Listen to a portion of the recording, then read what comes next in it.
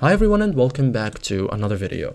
So if an app is installed on your iPhone but doesn't appear in settings, you are not alone. In iPhone settings 2026, this usually happens because of iOS behavior changes, app permissions, screen time limits, or incomplete installs. In this guide, I will show you step by step how to fix app not showing in settings on your iPhone in 2026 like a pro.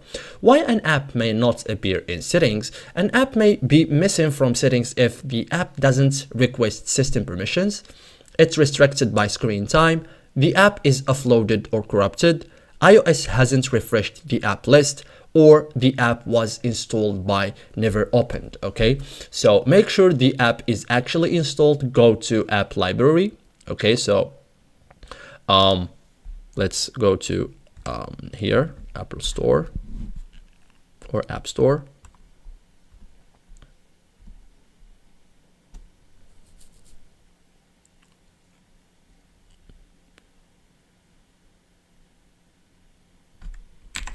Or you can like look for the app from the search here. Okay, so search for the app. If not found, reinstall it from the App Store.